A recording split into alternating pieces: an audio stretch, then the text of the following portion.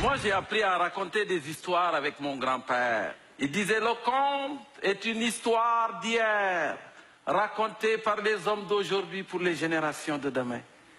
Et si les civilisations, tout comme les hommes, meurent, le présent devrait toujours s'inspirer du passé et l'avenir du présent.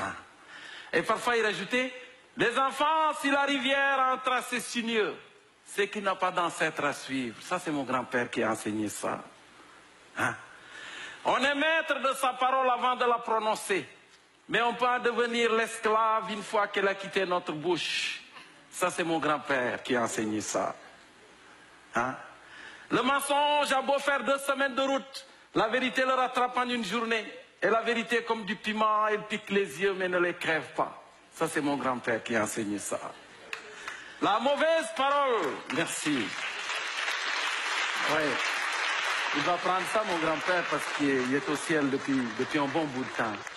La mauvaise parole adressée à l'endroit de quelqu'un est comme une lance que l'on plante dans le tronc d'un arbre. On a beau soigneusement essayer de la retirer, elle laisse une plaie qui prend beaucoup de temps à se refermer. Ça aussi, c'est mon grand-père qui a enseigné ça. Des fois aussi, il disait, une langue qui fourche peut faire plus mal qu'un pied qui trébuche. Ça, c'est mon grand-père qui a enseigné ça. Si les politiciens sont comme les couches de bébé, alors il faut les remplacer régulièrement pour les mêmes raisons. Ça, c'est pas mon grand-père qui a enseigné ça. Par contre, mon grand-père a enseigné, si ta barbe blanchit beaucoup plus vite que ta tête, c'est que probablement tu as passé ta vie à travailler plus de la bouche que du cerveau. Ça, il appelait ça le syndrome des politiciens en fin de carrière. Si tu cognes ta tête contre une cruche et ça sonne creux, n'en déduis pas forcément que c'est la cruche qui est vide. Ça, mon grand-père a enseigné ça. Pour jouer avec des fesses sans demander la permission, mieux vaut les avoir dans ses caleçons. Demandez ça à Dominique Strauss-Kahn. Ça, c'est mon grand-père qui a enseigné ça. Si l'arbre savait ce que lui réserve la hache, il ne lui aurait pas fourni le manche. Ça, c'est mon grand-père qui a enseigné ça. Là, merci beaucoup. Dans ma jeunesse, quand j'avais un problème, j'allais voir mon grand-père, parce que dans mon pays, on dit un vieillard assis voit plus loin qu'un jeune homme debout. Et là, grand-papa se mettait debout pour nous parler, parce que dans mon pays, on dit aussi un vieillard debout voit plus loin qu'un vieillard assis. Et ça, si vous ne l'avez pas vu venir, c'est que vous êtes bien assis. Mais vous savez, on est à l'humour du monde, parce qu'aujourd'hui, la planète est métissée. Elle est complètement multiculturelle. Pourquoi? Parce que les gens qui viennent du Sud, qui viennent dans les pays du Nord, ils viennent juste chercher de quoi manger, la plupart du temps. C'est vrai. Parce qu'on a tendance à oublier qu'au sud des pays du G20, il y a encore des pays qui appartiennent au groupe des G20. Vous comprenez? C'est ça, c'est une vérité. Moi, j'ai vécu la famine. Pendant la grande famine au Sénégal qui a frappé mon village, à peu près à la même époque que votre grande noirceur. Heureusement, nous avions mon grand-père qui chaque jour nous remontait le moral en nous disant, les enfants, c'est vrai que l'égalité entre tous les humains de la terre est un beau rêve utopique. Mais malheureusement, ce n'est pas à toute oreille percée que l'on accroche des anneaux d'or. La preuve, la mer est bien pleine et pourtant il continue de pleuvoir dedans. Et parfois il rajoutait, si un jour vous êtes privilégié par la vie, sachez que vous le serez davantage en étant généreux avec les moins nantis.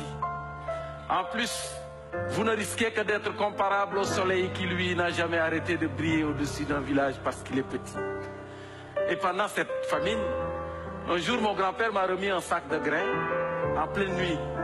Et m'a dit, Bouka, va déposer ce sac devant la maison des voisins qui ont de la difficulté à joindre les deux bouts. Le monsieur avait 12 enfants.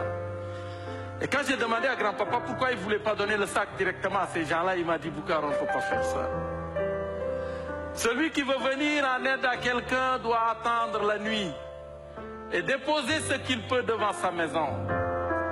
De ce fait, quand ces gens-là se réveillent, ils ramassent discrètement le cadeau, mais ignorent l'identité de leur bienfaiteur. Et le lendemain, quand ils se promènent dans le village, chaque personne qu'ils croisent devient leur bienfaiteur potentiel. C'est de cette façon qu'on tisse les liens et cultive la solidarité sans enlever au moins nantis leur dignité. Ça, c'est mon grand-père qui a enseigné ça. Oui.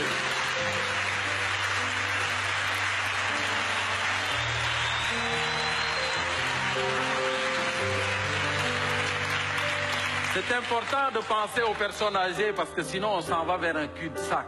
Vous n'êtes pas d'accord avec moi?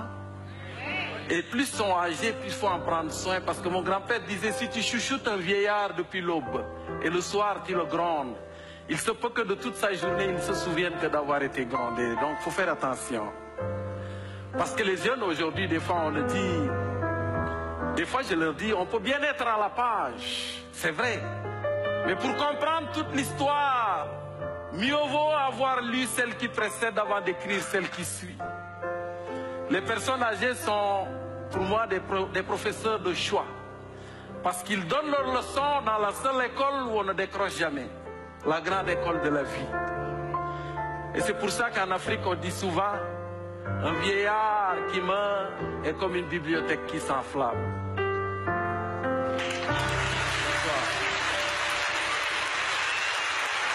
Boucar Diouf. Merci beaucoup.